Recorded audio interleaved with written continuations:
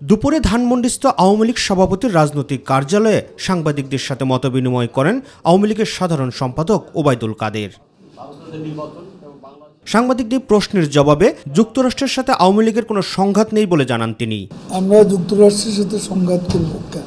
সত্য বলতে গিয়ে সেটা যদি যুক্তরাষ্ট্রের স্বার্থে আঘাত লাগে সেখানে তো আমাদের কিছু বলার নেই। স্থানীয় সরকার নির্বাচনে মন্ত্রী এমপিদের স্বজনদের বিরত রাখা আওয়ামী লীগের নীতিগত সিদ্ধান্ত জানিয়ে প্রতীক বরাদ্দ প্রসঙ্গেও কথা বলেন ওবায়দুল কাদের। প্রতীক ছাড়া নির্বাচন একটা ভালো প্রতিদ্বন্দ্বিতার জন্য মনে করা হয়েছে যে টার্ন আউট ভালো হবে, ইলেকশনটা কম্পিটিটিভ হবে। সেজন্য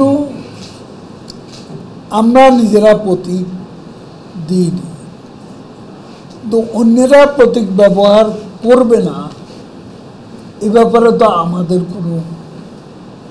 আমাদের দ্বিমত। যুদ্ধের কারণে বিশ্বে যে অর্থনৈতিক সংকট চলছে এই প্রভাব থেকে বাংলাদেশও মুক্ত নয় বলেও জানান আওয়ামী লীগের এই সাধারণ সম্পাদক। গ্লোবাল ইকোনমি যুদ্ধের কারণে যে অর্থনৈতিক সংকট এটা সারা বিশ্ব জুড়ে এবং তার প্রতিক্রিয়া প্রভাব আমাদের এখানেও আছে। রাকিব হাসান, মাই টিভি, ঢাকা।